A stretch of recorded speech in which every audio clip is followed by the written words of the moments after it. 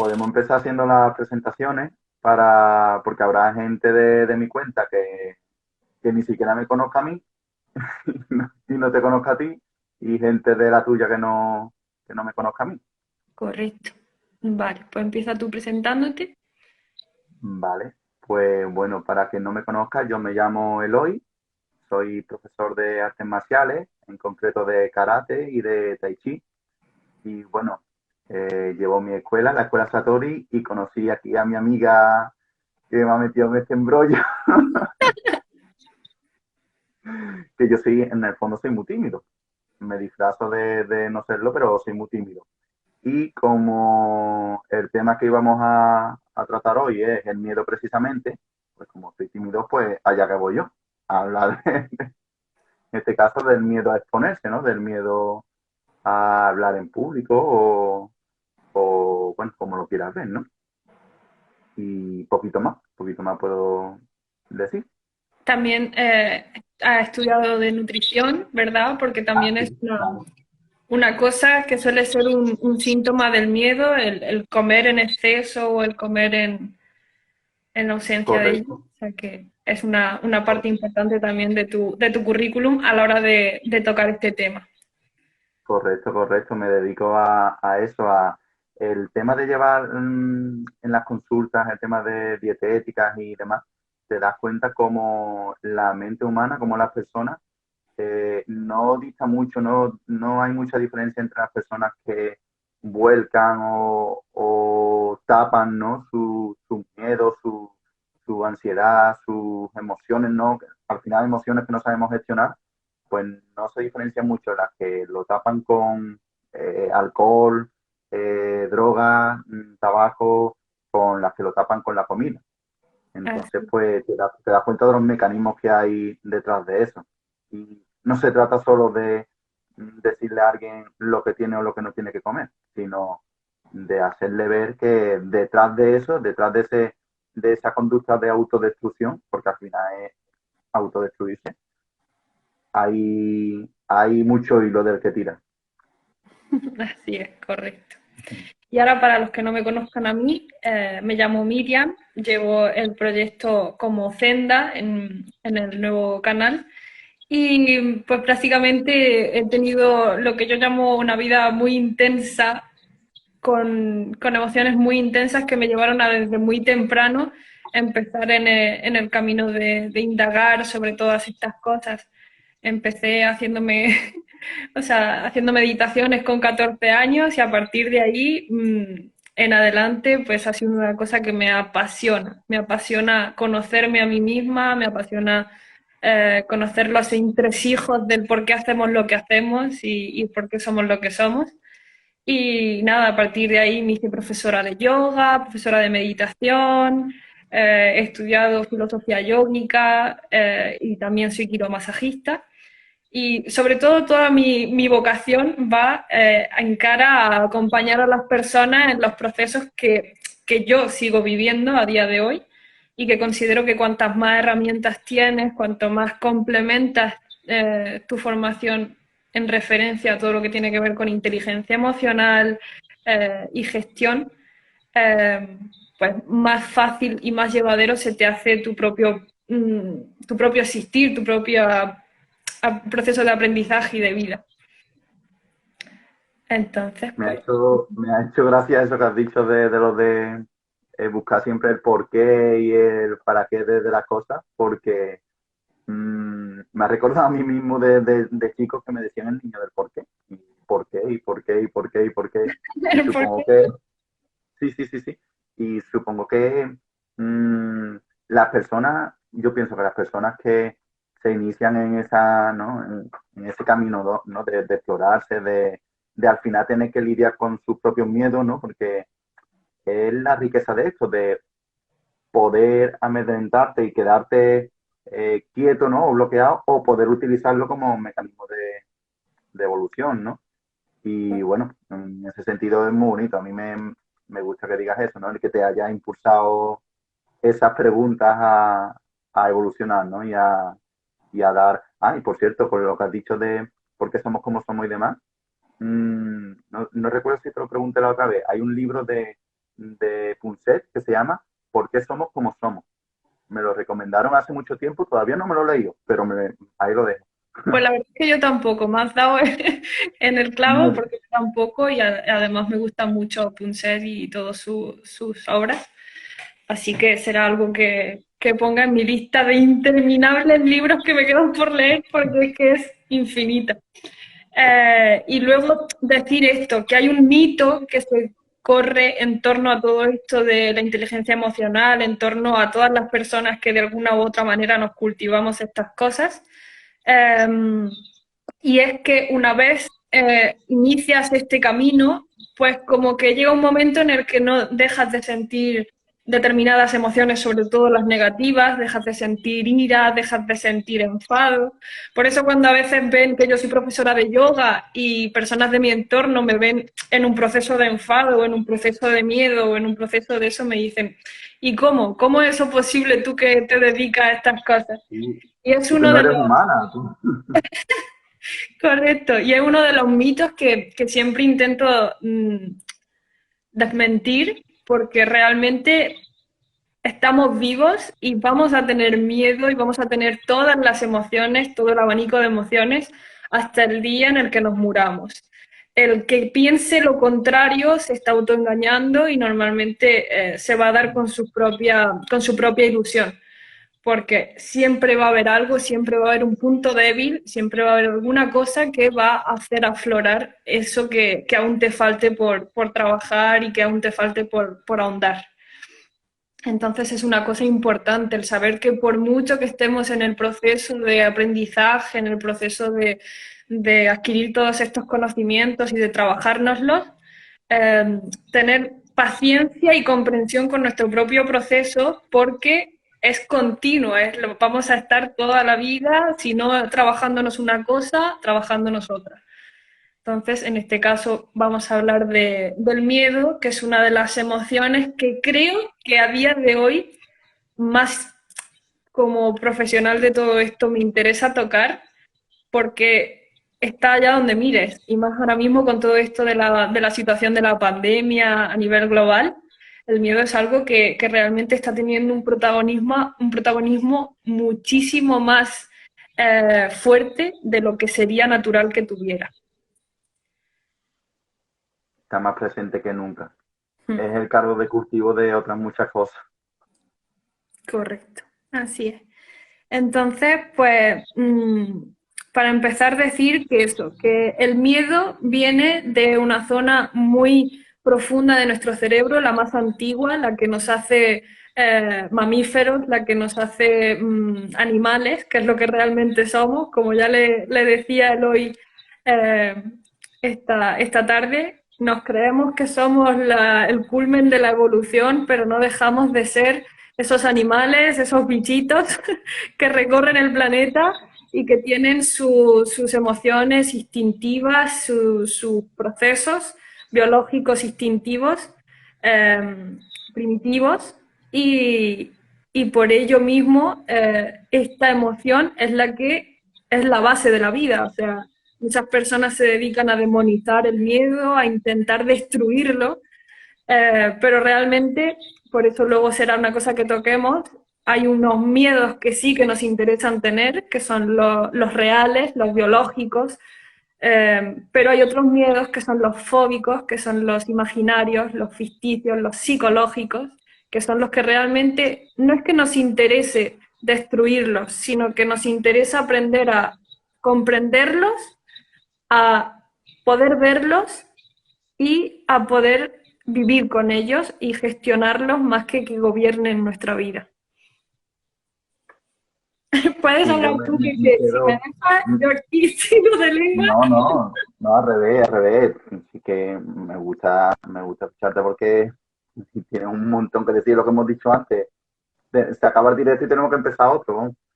Pero me gusta la visión esa de no demonizar el miedo y sobre todo no rechazarlo, porque tendemos a rechazar aquello que no nos gusta y al final el miedo está presente en nosotros como mamíferos, como animales, como seres vivos, en pro de nuestra supervivencia. Está para ayudarnos a sobrevivir, como lo están las otras emociones. Como está la tristeza, como está que le encontremos desde nuestra mente con más dificultad la utilidad, pues con más o menos dificultad, pues sí, pero está ahí para darnos información, para ayudarnos. Una vez me dijeron y es verdad, ¿no? Cada emoción al final está ahí para darnos una información, ¿no? Una información. Y el miedo lo que trae muchas veces a decirnos es que no tenemos los recursos necesarios para hacer frente a las circunstancias que afrontamos, ¿no? Pero yo creo que eso es más los miedos menos instintivos, ¿no? Porque, claro, es como lo que tú dices, tenemos miedos que vienen directamente de nuestra parte más primitiva, ¿no? Alguien ve una serpiente, una araña o una altura, ¿no? Y nadie piensa, voy a razonar este miedo, ¿no? Que se adueña desde nosotros, pero para ayudarnos a sobrevivir. Y yo muchas veces lo que me pregunto, ¿no? Sí, tenemos claro que es una emoción, pero a fin de cuentas, ¿qué es el miedo? ¿Qué es una emoción, no? Un conjunto de moléculas circulando por nuestro flujo sanguíneo, una respuesta ya programada genéticamente ante un estímulo. ¿Qué es una emoción? Porque no solo nosotros sentimos emociones, los animales sienten emociones y también, por tanto, también un animal tiene miedo, ¿no? Como nosotros. ¿Dónde termina ese miedo instintivo, ¿no? Y dónde empieza el miedo humano, ¿no?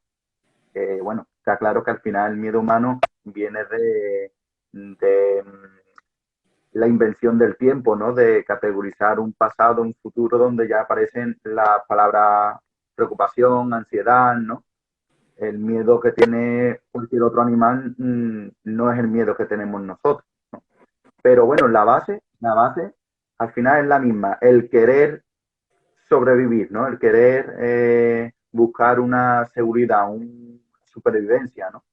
Que uno esté más inculcado y el otro menos, bueno, pues eso es otra película. Correcto, así es. Pues una emoción básicamente es una respuesta a un estímulo. ¿Y qué es lo que marca tener una respuesta u otra?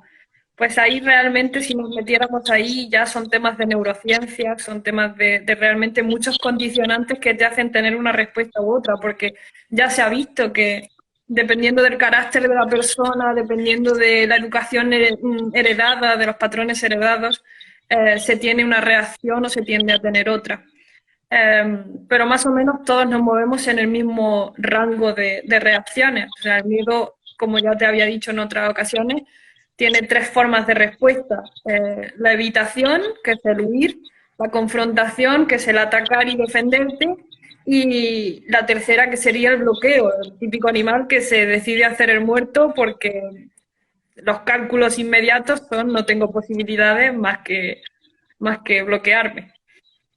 Y que En muchas el bloqueo, en el bloqueo entra esa decisión, porque ya el hacerse el muerto es una decisión, ¿no? Yo entiendo más el bloqueo como una falta de respuesta, ¿no? Es como una tercera opción, pero que en realidad es una opción como ausencia de toma de decisión, de no sé qué decidir, ¿no? O sea, por ejemplo, en los miedos fóbicos, el bloqueo es consecuencia de un exceso de permanencia del miedo. Es decir, cuando el miedo ya se queda enquistado y ya se alarga en el tiempo, lo que consigue es bloquearte. Ya ni avanzas, ni retrocedes, ni haces nada. Me Te estoy, anulas. me estoy acordando del antivirus, un antivirus se llamaba Panda Antivirus, que te bloqueaba el ordenador cuando te entraba un virus. Es algo así. Tenías que tirar el ordenador. Era peor el antivirus que el virus que te... Correcto. Pero sin embargo, en los miedos reales, en los miedos primitivos, sí que el bloqueo es una opción, un recurso realmente válido, que supongo yo que también se habrá ido heredando a través de las especies, o sea, de las generaciones, de las distintas especies, porque se habían dado cuenta de que era un recurso que funcionaba. El estarte quieto hacía que el depredador no te apreciara en algunos casos. Entonces, por eso lo tenemos esa información guardada. Hay una cosa que me encanta, que vi una vez en una conferencia sobre los mecanismos del miedo, eh, que te decían que normalmente el mecanismo que usas en la última vez que has tenido miedo y es el que te ha funcionado, es el que primero te va a salir cuando vuelvas a tener una experiencia de miedo.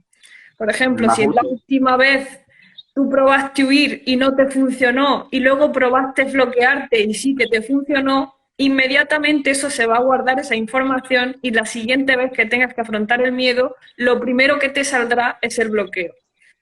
O sea que imagínate todo el mecanismo que Exactamente. hay detrás de todo esto. Y realmente es totalmente subconsciente. No tenemos dominio de ese mecanismo que se despierta en nosotros cuando está el miedo. Lo que sí es que cuando tenemos miedos fóbicos, tenemos la capacidad, mayor capacidad, no capacidad total, pero sí mayor capacidad de poder gestionarlo usando distintas técnicas, como por ejemplo la bien conocida la respiración. El saber usar técnicas de respiración y pensar en cosas abstractas que te devuelvan al estado normal de tu cerebro cuando estaba fuera de esa emoción. Y todo eso también influye en la respuesta, en el tipo de respuesta que dé ante, aparte, ¿no? De que realmente grave qué fue lo más útil, ¿no? La última vez, ¿no? Como medio de aprendizaje, pero esa también, esa esfera de tu estado de ánimo, ¿no? Cómo has entrenado, ¿no? Como tus recursos, ¿no? Cómo has evolucionado, ¿no? Esos recursos también influyen, ¿no? En que ante la misma situación una persona mira, se me viene a la mente, por ejemplo, un programa de cámara oculta de bromas, ¿no? Que se escondía un hombre en un cubo y cuando pasaba, ¿no? Una persona, ¡pum!, le daba el susto y claro, y es muy curioso desde ese punto, ¿no? De estudio, la reacción de cada uno. La gran mayoría, pues, ¿no? Esa huida, ¿no? Pero hubo unos que tuvieron hasta que pagar el programa porque sin pensarlo salió el hombre y le golpeó. El otro le golpeó sin, fue una reacción instintiva. Y Claro, claro, puede ser, ¿no? Que quizás sí, sí, claro, por supuesto, en otra ocasión, pues su mente ha grabado que eso es lo más eficaz, ¿no? No golpear, sino a lo mejor tuvo miedo y el irse para adelante, ¿no? El echarse para adelante, pues le salvó en ese sentido. Pero a lo mejor ese hombre, viendo un poco más triste por la calle, no hubiera hecho eso, ¿no? Es como que ese cardo de cultivo no es tu esfera de cómo te encuentras tú en ese momento, ¿no? mm, Algo más inconsciente, ¿no? De, pues estás más triste, estás más, te sientes más seguro, estás cansado, no estás cansado, estás en el presente, estás distraído, como que todo eso, ¿no? También son factores que condicionan el tipo de respuesta, ¿no? correcto. Y eso era uno de los temas que quería tocar hoy porque considero que es muy importante el tener una visión holística de todos los aspectos, de todos los temas que nos llevan a, a indagar en todo esto. Porque, por ejemplo, en la salud holística, donde se tiene en cuenta todos los condicionantes que hay interfiriendo en que tú tengas unas capacidades u otras. Por ejemplo, una mujer, por mucho que estudie y que tenga inteligencia emocional y que se desarrolle en todo esto y se trabaje, tenemos que contar con un condicionante que es, por ejemplo, el ciclo hormonal de nuestro periodo de menstruación. Eso interfiere muchísimo en cómo reaccionamos a los distintos estímulos, en cómo nuestro mundo emocional se manifiesta.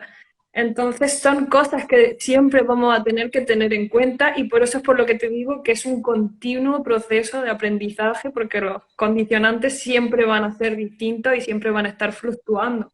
Por ejemplo, tú que te dedicas al tema de la alimentación, ya se ha demostrado que lo que comes afecta muchísimo a cómo gestionas las emociones, a cómo te tomas e interpretas la realidad.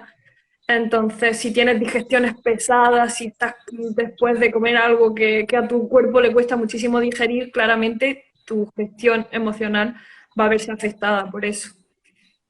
Exactamente, Entonces, y ya no solo eso, a nivel físico, ¿no? De la digestión enigma, sino que más allá, según la medicina china, lo que nos alimenta, ¿no? Energéticamente no es la cantidad de comida ni el tipo de nutrientes, ¿no? De grasa, glúcidos y demás, sino el sabor de los alimentos. Y cada sabor está vinculado a una emoción, ¿no? A una emoción, a unos órganos, etcétera, ¿no? Pero en este caso, como hablamos de esto, es a una emoción. Y fíjate qué curioso que el, los dos sabores más adictivos que existen en la sociedad, ¿no?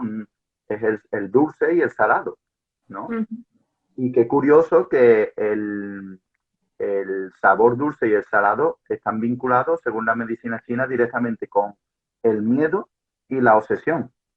Y nuestra sociedad ahora mismo no puede tener más miedo ni ser más obsesiva. Correcto, así es. Por ejemplo, incluso los colores.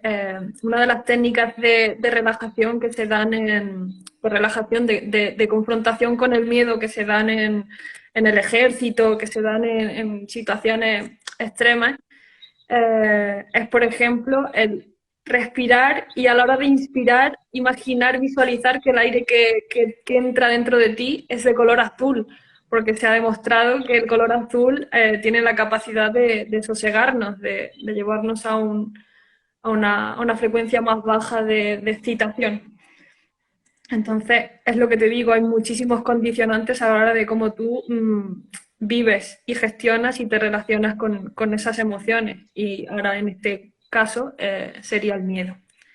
Y hablando de colores, también la combinación de colores, muy curioso, en la naturaleza, está como impreso en nuestro ADN. Por ejemplo, el amarillo y el negro, ¿no? Los colores de una avispa, por ejemplo, ¿no? De una abeja o los colores chillones de una rana venenosa, o una serpiente, ¿no? Es como que esas combinaciones de colores, sin saber por qué, de manera innata, ya nos produce ese rechazo, ese miedo, ¿no? Ese como aviso, ¿no? Sí, correcto, Venenoso, ¿no? Peligroso, ¿no? Muy curioso, muy curioso. así es. Bueno, también dar el detalle que te he dicho que quería dar, de que el peso del cerebro a nivel total de nuestro peso corporal es únicamente el 2%. O sea, eso que tan importante es en nuestra vida, porque prácticamente toda nuestra experiencia humana se basa en el funcionamiento del cerebro. Es más, una de las cosas que apoya eso es que por mucho que sigan funcionando del resto de los órganos, si hay muerte cerebral, directamente ya no merece la pena mantener ese cuerpo con vida. Entonces, de ese 2% de peso corporal, requiere el 25% del total de la sangre de nuestro cuerpo para su completo funcionamiento. Y se conoce que uno de los mecanismos del miedo lo que hace es retirar energía de los órganos que en ese momento no son necesarios para la supervivencia, y uno de ellos es el cerebro, otro también es el sistema digestivo, y eso es lo que afecta a que realmente no seamos conscientes de los mecanismos que se están activando en ese momento. Entra en juego el sistema parasimpático y este es el que se encarga de llevar la sangre a realmente donde hace falta para correr, para luchar o para hacer lo que haga Activa, falta, que es a las piernas y a los músculos en general. activar el automático, vamos. Correcto. Y una de las cosas curiosas es que el mecanismo del miedo que se activa, que también quita y bloquea el funcionamiento del sistema digestivo, una de las cosas que hace que yo cuando lo leí por primera vez me produjo risa, y sí que es verdad, muchas personas cuando sienten miedo, cuando sienten los nervios que produce el miedo, se les descompone el estómago, lo que hace que entren en un proceso diarreico. Y Sí, sí, eso sí, sí, sí. tiene el origen de eso, de deshacerte de peso a la hora de poder huir y de ser más efectivo en el sobrevivir. Y son cosas totalmente curiosas. Yo por eso siempre digo que es que tenemos el mecanismo perfecto para sobrevivir en esta experiencia, en esta vida, en este planeta. Entonces, realmente es la confianza en saber que tu propio organismo, sin que tú hagas absolutamente nada, se va a encargar de que tengas la mayor eh, posibilidad de sobrevivir a un peligro, ya debería de ser motivo suficiente para confiar en la vida. Pero pues por patrones heredados, porque se nos ha educado en el miedo, pues se nos hace una misión bastante compleja y complicada. Claro, por sistemas de creencia, el coger conciencia no como humano nos desliga, nos separa de nuestra naturaleza y perdemos la capacidad de aceptar eso que somos, que al final le cogemos miedo al miedo y no entendemos que lo tenemos que dejar ser, que tiene su función y ya está. Simplemente por el hecho de considerarlo desagradable o calificarlo. Correcto. Y sí, uno de los peores miedos que puede desarrollar un ser humano en general es el miedo a las propias emociones, el rechazo a las propias emociones. Y realmente ese miedo es el que hace que esas emociones se vuelvan tóxicas, se vuelvan enfermizas para nuestro sistema, porque de por sí las emociones son sanas. Pero el miedo a las propias emociones, el rechazo a vivirlas, es lo que las vuelve patológicas, es lo que las vuelve perjudiciales para nuestra salud y para nuestro funcionamiento. Entonces es muy importante saber que si estamos intentando con todas estas cosas comprender el miedo, estamos intentando conocer el miedo, estamos intentando eh, convivir con el miedo, no hay otra forma de conseguirlo que pasando por él.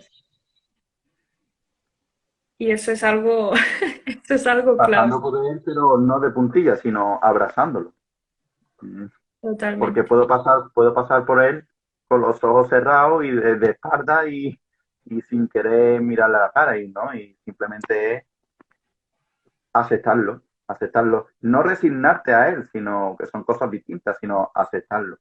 En la medida en que lo aceptas, pues deja de... En realidad, es como, eso lo dice mucho Sergi Torres, ¿no? Las emociones lo que están ahí esperando a ser sentidas. Si no las sientes, pues ahí se quedan esperando a que las sientan. Así es. Correcto. Yo, por ejemplo, hay una cosa que me gusta mucho decir cuando estoy hablando del tema del miedo, es el cómo empieza en esa etapa tan vital que es la infancia, el cómo la intervención tan enorme, la influencia tan enorme que tenemos los adultos en esa mente que está en proceso de crecimiento y de transformación y de formación, precisamente con eso, con normalizar las emociones, con hacerlas eh, cercanas a nosotros y no crear ese círculo vicioso de me siento así y ahora me siento mal por sentirme así y eso hace que me sienta más mal todavía, que es el del que tanto cuesta salir. Hay una cosa que es el círculo vicioso del que más cuesta salir, porque tú, por ejemplo, tienes a un niño pequeño al que le mandas mensajes de no vales nada o de no deberías ser así o no deberías comportarte así, si tienes un lenguaje que el niño entienda como una amenaza porque le produce un dolor emocional, lo que vas a conseguir es que ese niño entre en postura corporal de defensa, de protección. Y al mismo tiempo que se está cuestionando el si de verdad lo que le estás diciendo es verdad, si es verdad que soy un inútil, si es verdad que no sirvo, si es verdad que no valgo, su cuerpo le va a estar mandando las señales de que eso es verdad, porque se está contrayendo, se está poniendo en posición de defensa. Y es por eso, es ahí donde se forman nuestros miedos y nuestras inseguridades, porque no hace más que reforzarse ese círculo vicioso. Entonces es muy importante tener un diálogo con los niños siempre en construir su sistema de autoconfianza, de sentirse seguros, de sentirse validados, de saber que todo por lo que pasan es un proceso de aprendizaje normal y natural y nada sobra ni falta. Entonces, eso es importante porque es realmente donde se cuecen los principales miedos que nos van a acompañar en todo nuestro proceso como adultos. Y porque después llegamos a tener 20 años, 30, 40, 50 y empiezan a desencadenarse a lo mejor situaciones no parecidas, pero que tu mente las reconoce como parecidas y empiezan a aflorar de momento, ¿no? O entre comillas de la nada, inseguridades o heridas o como lo queramos llamar. Y a lo mejor mmm, el trato a los niños es algo, es un tema muy peliagudo, porque es que, claro, son esponjas y yo en las clases, te lo dije la otra vez, yo cuando doy las clases a los niños y a lo mejor una pregunta, no una pregunta ya sobre karate, sino, ¿sabe cómo son los niños, no? Que preguntan, y yo mido siempre las palabras porque cualquier cosa les puede condicionar para bien o para mal. Entonces, tan solamente el hecho para hacer sentir inútil a un niño no quiere decir decirle inútil, ¿no? El simple hecho a lo mejor de tener a tu hijo, ¿no? O cualquier niño y no dejar hacerle algo, ¿no? Algo obviamente que pueda, ¿no? A lo mejor ayudarte a hacer una tarea de la casa, cualquier cosa. Pues a lo mejor no le has dicho inútil directamente, pero de manera encubierta él puede entender que, pues yo no soy apto para hacer esto, yo no soy, ya depende de la personalidad, ¿no? Hay niños que al revés, ¿no? Le tienen que decir, espera, ¿no? Pero hay muchas maneras de que una mente joven, ¿no? Una mente con una esponja como es en esa edad temprana, malinterprete, ¿no? O adquiera un sentimiento al final de eso, de inseguridad, de miedo, de rechazo, de que se vayan magnificando, porque después cuando crecemos y llegamos a la vida adulta, no es que te lo hagan de manera indirecta, es que te lo van, por desgracia en la sociedad te lo van a decir, ¿no? Y van a competir contigo y te van a decir eres un inútil. Y claro, si no tienes un consciente fuerte y que no esté herido de antes, ¿no? En ese sentido, pueden aflorar muchas cosas que van en contra de la persona, ¿no? Y es un bucle, no es que esa persona sea inútil, ni mucho menos, nadie es inútil, sino que al creérselo lo manifiesta, ¿no? Corporalmente o como de cualquier manera, ¿no? Correcto, así es. Y por ejemplo,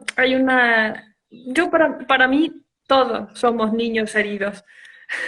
Todos los adultos, no conozco a ni uno solo que no tenga heridas de la infancia. Y creo que en parte por el carácter con el que ya de por sí nacemos, de forma genética, de forma biológica, nos hace propensos a que sea cual sea el estímulo que haya afuera, va a haber cosas que las vamos a vivir como amenazas, aunque realmente no las sean. Entonces es muy raro el niño que en su etapa temprana no desarrolle esas heridas que luego van a ser los que van a formar no solo tus puntos débiles, también tus puntos fuertes, porque siempre donde está la carencia es donde se esconde la virtud. Eh, y yo creo que forman parte de la vida y de nuestro proceso en esta vida esas heridas. Pero claramente, pues, aprovechar la magnífica influencia que tenemos en esas mentes que están en pleno proceso de evolución y de formación, pues es algo que siempre va a estar a favor de los futuros adultos que van a reinar en este planeta.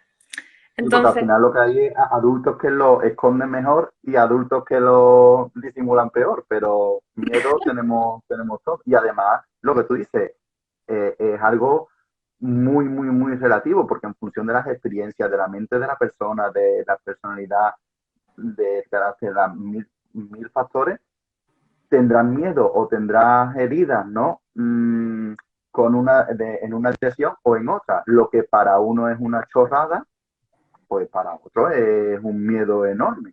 Pero la base siempre es la misma, ¿no? Como lo que dijimos la otra vez. Valiente no es la valentía no es ausencia de miedo, la valentía es reconocer tu miedo, aceptarlo y ponerlo de frente, ¿no? Y reconocerlo y atravesarlo, ¿no? Pero no tengo miedo. A lo mejor ni siquiera, que eso ya es súper curioso ya también, ¿eh? El grado de desconexión de uno mismo. Hay personas que ni siquiera saben a qué tienen miedo. claro, realmente Y hay una frase que siempre dice, conocerás a un árbol por sus frutos. por las cosas que hacen en su vida, por sus comportamientos con los demás, por las decisiones que toman. Y muchas veces, muchas de esas cosas representan acciones de miedo. Yo siempre digo que la forma de saber si estás gobernado por el miedo es, uno, si estás haciendo algo que no te gustaría hacer, pero aún así lo estás haciendo, te estás viendo forzado a hacerlo, pero no te gustaría hacerlo, o si estás no haciendo algo que sí que te gustaría hacer, que son lo típico de los sueños frustrados, de me gustaría hacer esto o lo otro, pero no tengo el valor o me creo yo misma que no puedo, cuando realmente son limitaciones que nos ponemos a nosotros mismos. En Es verdad, que es todo tan el mundo este curioso, de los miedos es extendísimo, por eso es te súper, decía. súper, porque a lo mejor, claro, hay miedos que se ven más palpables, ¿no? A lo mejor traumas o heridas que tocan, ¿no? En el botón, pero el simple hecho de que a lo mejor en una reunión de personas, eh, una de las personas tenga a lo mejor que, no sé, ¿no? Quedar por encima de otra, ¿no? O humillar en cierto sentido, ¿no? A lo mejor con una broma, con lo que sea otra, empiezas a escarbar en esa conducta y al final das con miedo. Pues a lo mejor esa persona tiene miedo a no sentirse valorado, me lo invento, ¿no? O miedo a que no lo acepten, o miedo, porque al final somos seres sociales, ¿no? Y el tema de la aceptación externa, ¿no? Del grupo, uy, que no me acepten, pues el 80% de nuestro comportamiento, ¿no? Va dirigido a eso, ¿no? A, uy, a que me quieran, ¿no? A que me acepten, ¿no? Y eso es súper un tema, vamos, que podríamos estar aquí hasta mañana. Sí, Yo creo totalmente. que pero la pregunta muchas veces que te libera de eso es ¿por qué, no? ¿Y para qué hago lo que hago, no? Yo hago lo que tú dices, lo hago obligado, lo hago ya no obligado, porque eso ya es más fácil darte cuenta si sí o si no, pero lo hago con una connotación oculta porque a lo mejor ni siquiera yo soy consciente de que hago esto para conseguir otra cosa, ¿no? Y muchas veces cuando te pones el miedo de frente, ¿no? Para saber qué hago, ¿no? Que yo tengo una frase que me digo muchas veces a mí mismo, que es ¿qué haría yo si fuera libre? Libre de condicionamiento, me refiero, Ujú. ¿no? No que esté atado físicamente, sino ¿qué haría yo si fuera libre? Esto, pues, ¿tengo miedo? Sí, lo reconozco. Para allá voy, ¿no? El directo. Uy, tengo miedo porque soy tímido, porque sí, porque estoy hablando, pero yo en el fondo soy tímido. Tengo miedo de equivocarme, tengo miedo de, ¿qué haría yo si que lo hago? Pues para allá voy, ya está. Que me equivoco. Muchas veces es mejor equivocarte, ¿no? Cuando se cumple tu miedo, bueno, pues ya se ha cumplido. Entonces, ¿ya qué va a pasar? Pues para adelante. Correcto, es que lo bueno de los miedos, por así decirlo, los que no son primitivos, los que no son reales, son psicológicos, es que normalmente en cuanto mismo los transitas se caen por su propio peso y te das cuenta de que no era para tanto, de que era una película que te estabas haciendo, que te estabas creyendo y con la que te estabas identificando, que luego realmente pierde todo su poder. Pero claro, el dar el primer paso para afrontar ese miedo. Yo, por ejemplo, uno de los miedos con los que estoy a día de hoy confrontándolo y conviviendo es el miedo a cantar en público. ¿Qué hago? Pues siempre el ejercicio de exposición, me cuesta muchísimo ponerme a grabar con la decisión de subir y de publicar y de compartir ese vídeo en el que salga cantando. Y el momento de darle el clic a la hora de publicar es como el de saltar al vacío, porque eso era una de las cosas que quería decir, que el miedo donde te lo encuentras es en el límite de tu zona de confort. Cuando empiezas a acercarte a las fronteras de tu zona de confort, a las fronteras de la zona donde tú estás acostumbrado a estar, de la zona donde tú controlas, de la zona donde se ha formado lo que crees que eres, porque normalmente las personas nos identificamos con trabajo en esto, vivo aquí, estoy con tal persona, eso que forma tu propia percepción de ti mismo cuando te acercas a las fronteras, a lo nuevo, a lo misterioso, a lo que no sabes lo que hay después, ahí es cuando saltan todos los mecanismos del miedo, porque prácticamente el miedo es a enfrentarse a una muerte, es a enfrentarse a un cambio, a una transición, a algo totalmente nuevo. Y yo animo mucho eso porque hay mucha gente que lo dice. Detrás del miedo está tu verdadero potencial, está lo que puedes llegar a dar de ti mismo. La muerte del ego, de esa identificación. Claro, porque si tienes tu historia montada, ¿no? Y mm, tú, yo soy esta profesión, esta persona, mi zona de confort, ¿no? Lo que conozco. Salir de ahí es decirle a tu ego, yo no soy eso, soy otra cosa. Y claro, el miedo desaparece. Sí, sí, sí, sí. Correcto. Sí. Y Así. es muy curioso también cómo eso ya no me da miedo, eso ya me da coraje, ya. Porque porque muchas veces, para que vean que no tienen nada que ver una cosa con la otra, las personas que tienen capacidad y habilidad para algo no tienen nada que ver que no tengan miedo, porque aunque acabas de decir que tienen miedo a cantar en público y demás, y yo te he escuchado y canta fabulosamente bien. Y muchísimos artistas famosos, y ¿quién era? ¿Mónica Naranjo era? O no me acuerdo quién era, pero vamos, artistas de renombre de decir, y de tener pánico escénico y de tener que tratarlo y de tener que suspender conciertos y personas que se lo podrían creer, vamos, a nivel de, no sé, no cantantes no, cantantes reconocidos, para que vea que no es, yo creo que eso también va mucho en función de lo que hemos dicho al principio, ¿no? El tema de la confianza, de la autoestima, de con qué pie te levantas ese día, ¿no? Porque hay veces que eres capaz más de confrontar tus miedos, ¿no? Y veces que te ganan más la batalla, ¿no?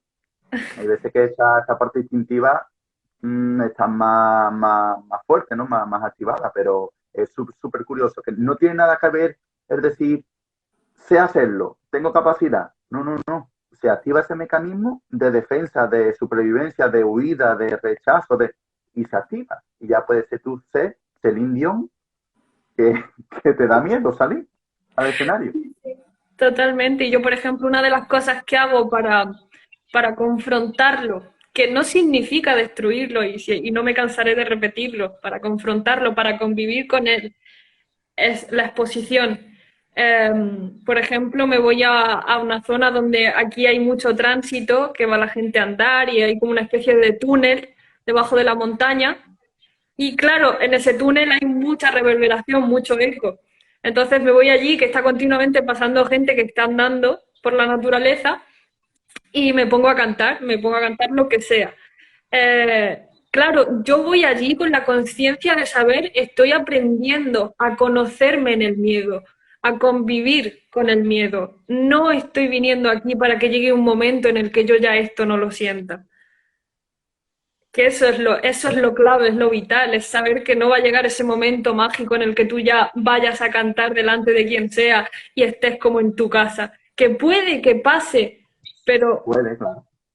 realmente ese miedo siempre va a haber ahí una parte de él que te acompaña y que convive contigo y que tienes que aceptarlo y amarlo y abrazarlo. Y llegas a eso precisamente, a amarlo, a cogerle, entre comillas, a cogerle cariño como un compañero,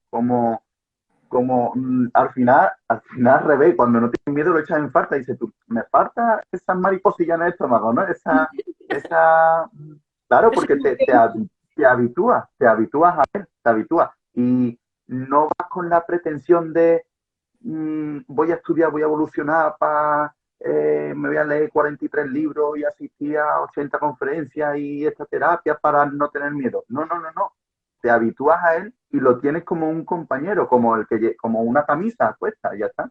Mira, yo, por mucha vergüenza me de reconocerlo, pero yo siempre he tenido, desde niño, con el tema de a lo mejor si me gustaba una chica o lo que fuera, bueno, yo con eso he pasado un proceso, porque yo recuerdo de niño que a lo mejor a mí me atraía una chica y yo en la vida se me pasaba a mí por la cabeza la posibilidad de hacérselo saber.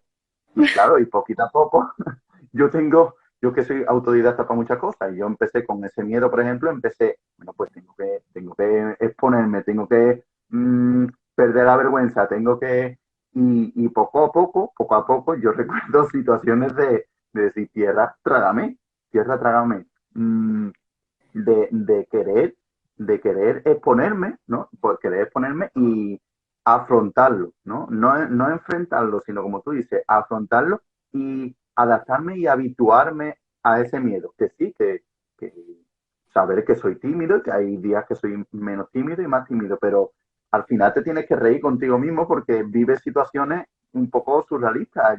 Una vez de hecho, estaba con el informático este de antes, que está por ahí escuchando y se tiene que acordar que me gusta, ya hace muchos años me gustaba una chica y yo me propuse, digo, pues yo se lo voy a hacer saber en el momento. Claro, algo que va en contra de mi personalidad y de mi miedo. Pero yo dije, pues para allá voy. Y yo recuerdo que escribí mi número de teléfono, esto se lo di, pues esto no sé qué, no sé cuánto. Y recuerdo que la vida muchas veces te lo pone en bandeja para eso, ¿no? Y yo creo que esa respuesta no se la estaba dando a ella, a la amiga, sino me la estaba dando a mí. Me dijo, no, pues creo que o tenía pareja, no sé qué pasaba. Y le dije, no pasa nada, porque yo ya he ganado. Yo ya había conseguido lo que yo quería, que era exponerme y afrontarlo. Ya, yo creo ya que a mí me daba igual en ese momento el que me dijera, uy, pues sí, pues mira, o nos vemos, o no nos vemos. Yo era exponerme a eso. Entonces, mm, es la relatividad, ¿no? De la situación de cada uno. Pues hay quien le da miedo las arañas, hay quien le da miedo cantar en público, hay quien le da miedo, mm, qué sé. La cosa es, al final, disfrutarlo, que Claro, es paradójico, ¿no? Es irónico. Dices tú, ¿cómo vas a disfrutarlo? No, más que es que claro, la palabra disfrutar lleva más que disfrutarlo es experimentarlo, vivirlo, ¿no? Es completamente. como, claro, como el que vive el frío. Bueno, pues vive el frío, o vive el calor, mm, pero vívelo. Y te lo pasas hasta bien, lo disfrutas, lo disfrutas. Yo creo que realmente hay una cosa que es lo que da la inteligencia emocional realmente, que no es que dejes de vivir las distintas emociones, sino que se reduce considerablemente el miedo a ellas y el rechazo a ellas, y llega un momento en el que las vives todas ellas, todos los procesos de vida que puedan llegarte a experimentar las distintas emociones, las vives realmente con ilusión, como si fueran una oportunidad, un regalazo, un Exactamente. examen en el que realmente estás poniendo en práctica todo lo que te ha costado integrar como aprendizajes a lo largo de toda tu vida. Entonces, cada vez que sientes tristeza, lo ves como una oportunidad maravillosa de conocerte ahí, de decir, Exacto.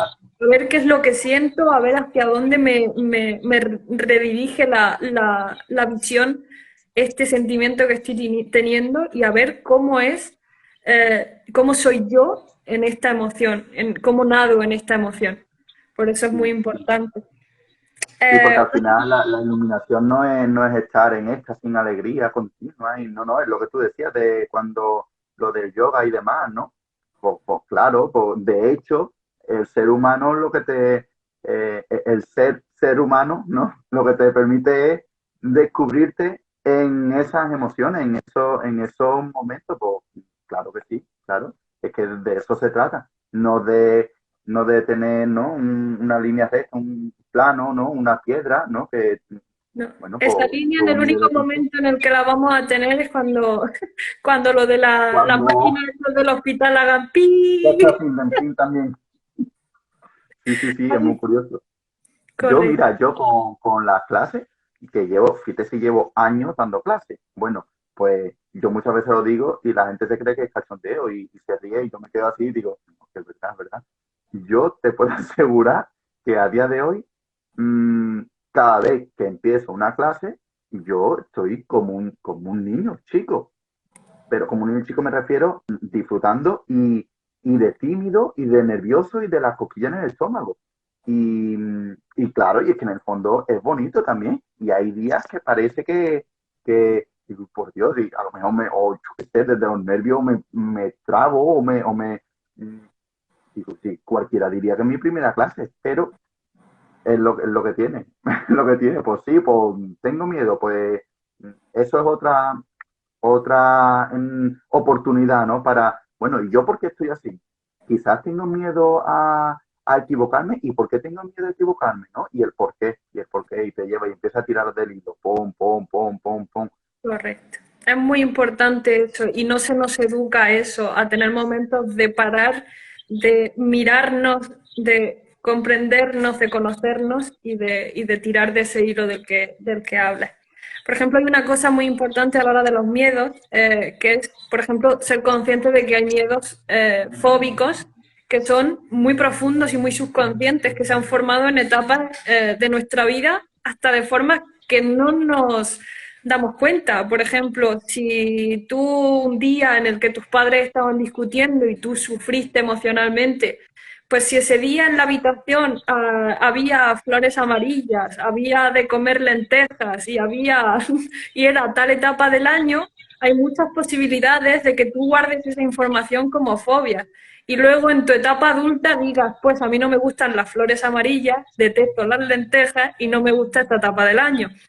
Y realmente no eres consciente de que ese miedo se formó por esa experiencia de sufrimiento, de trauma en tu etapa más temprana. Um, Siempre te dicen que la manera de saber si un miedo es real o es imaginario es saber esto, es saber si realmente no tu vida no corre peligro con ello. Esa fobia no va a hacer que tu vida corra peligro. Por ejemplo, una persona que deteste y que no soporte y que le matan los macarrones con tomate, pues ahí ves que hay un miedo imaginario, que hay una fobia imaginaria.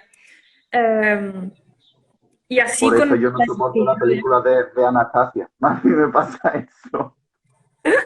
Cuando era niño, con 4 o 5 años, me pusieron de comer menestra de verduras, que hoy en día me encanta, pero yo no sé no sé, qué me dio ese día y relacioné la menestra con la película de Anastasia, que la estaba viendo ese día. Ya, ya no he vuelto a ver esa película en la vida. Correcto, correcto. Y luego, aparte de esas situaciones porque claro, tu subconsciente o tu consciente no sabe que está recogiendo toda esa información, que en verdad sí que la recoge y que luego nos repercute. Hay que ser consciente de eso y luego hay que ser consciente de la intensidad del miedo. Es decir, tú, por ejemplo, la intensidad del miedo que vives ahora y que experimentas cuando vas a dar las clases, es una experiencia que es sana, es un miedo sano. Y tú sabes que es un miedo sano porque realmente no te está anulando, no está impidiendo que tú realices esa actividad, aunque sí que te lleva a una... O sea, tú, por ejemplo, tienes que hablar en público y es normal que tu cuerpo se estimule más de lo normal porque necesitas más concentración, sabes que vas a ser observado, es un momento de más tensión, pero esa tensión es sana para conseguir los objetivos que tienes que conseguir. Cuando sabes que eso se vuelve patológico es cuando sube la intensidad y en vez de ser una tensión normal para que seas más productivo, se vuelve en ansiedad, se vuelve en angustia, ya es cuando empiezas con los sudores, las taquicardias, el sentimiento de que te vas a morir. Ya no es que se te traben las palabras, es que realmente se te imposibilita la capacidad del habla. Entonces ahí es cuando sabes que hay un problema realmente que te está requiriendo un trabajo y un esfuerzo para conocerte ahí y reducir esos niveles de miedo que te están impidiendo hacer lo que quieres hacer. Entonces, eso, decir que son en este nivel. Tú, por ejemplo, tienes la tensión principal, que es simplemente pues, que sabes que vas a vivir una cosa que no entra dentro de lo habitual, que te produce pues, ese estado de nerviosismo, de afrontar algo nuevo. Es un miedo normal. Luego, cuando va la ansiedad es cuando ya empiezan los pensamientos esos de madre mía, si yo esto, yo no, si yo esto no lo he hecho nunca, si yo no valgo para esto, ¿qué estoy haciendo? Podría no hacerlo, y si pasa esto, y si pasa lo otro. Esta sensación de aceleración del pensamiento y de la emoción es cuando se está produciendo la ansiedad. La ansiedad cuando se mantiene en el tiempo es cuando provoca la angustia, cuando provoca ese sentimiento de estoy perdiendo la capacidad de gestión de mi propio cuerpo, de mi propio organismo. Y la angustia es lo que te lleva al pánico, al sentirte totalmente bloqueado y al decir qué está pasando aquí. Y claro, esa sensación de entrar en un estado de pánico es lo que hace luego que si eso se reitera en el tiempo, nos sintamos deprimidos. Hemos perdido la confianza en nosotros mismos por la experiencia que hemos tenido y eso es realmente la depresión. Es que se ha formado una autopercepción de no valgo, no sirvo, la cago cada vez que hago algo, etcétera. Eso es realmente la depresión. Y la forma de remitir todo eso es básicamente eso, la exposición, dar pequeños pasos, porque normalmente nos ponemos metas muy altas y muy inalcanzables y tenemos, siempre se ha dicho, que dividir todo en pequeñas metas, en pequeños pasos, porque cada vez que demos un paso y nos demostremos a nosotros mismos que podemos realmente hacer eso que nos estamos proponiendo, ahí se va a estar formando una nueva autoestima, se va a estar formando una nueva imagen de ti mismo en el que tú mismo te estás demostrando que sí, que puedes afrontar eso que quieres. Es muy curioso porque aunque los miedos, incluso yo pienso, ¿no? Que muchos miedos no es que se arraiguen en el subconsciente al tener 1 año, 2 años, sino que incluso desde el propio embarazo, ¿no? Hay una predisposición de algunos niños a tener miedo a algunos temas, no miedo a otros, pero el tema de la depresión y eso, el resultado de todo ese proceso ya es otra cosa, porque ningún niño, los niños pueden nacer con más miedo o menos miedo, pero ningún niño nace deprimido. Eso ya, ¿no? Es una como una pista, ¿no? Para pensar que al final el tema de ese proceso de la angustia, pánico, hasta llegar a la depresión, es algo muy cultural, muy impuesto, muy implantado, ¿no? Porque, mm, bueno, sí, puede ser que un animal, ¿no? Un animal puede desarrollar depresión, y ahí me pierdo, ¿no? Puede desarrollar depresión a causa de una pérdida, ¿no? A lo mejor los perros, ¿no? Cuando pierden a su dueño y demás, ¿no? O dejan de comer y demás. Pero es muy curioso que todos los niños, por norma general, son espontáneos, alegres, sin pensar, sin, aunque tengan miedo, ¿no? Que tengan miedo a unos temas u otros. Y para revertir ese proceso, sí es verdad, el tema de la autoestima y eso, mira, yo siempre a los pacientes con los de en consulta lo digo mucho. El tema de la autoestima es como un juego contigo misma, porque es como hacerle ver a tu niño interior, ¿no? A tu mente subconsciente que eres capaz y que eres perfectamente válido, aunque te hayan hecho creer que no. El hecho de proponerte algo, lo que sea, proponerte, pues hoy voy a ordenar este cajón, o hoy voy a andar media hora por el parque. El hecho de cumplirlo hace que esa autoestima, esa confianza, ese niño interior crea en ti, ¿no? Y es como la bola esta de cera de los nazarenos que va creciendo poquito a poco y, y con eso eres capaz de afrontar retos más grandes, ¿no? Claro, el no cumplirlo, ¿no? Dicen, voy a andar hoy media hora, ¿no?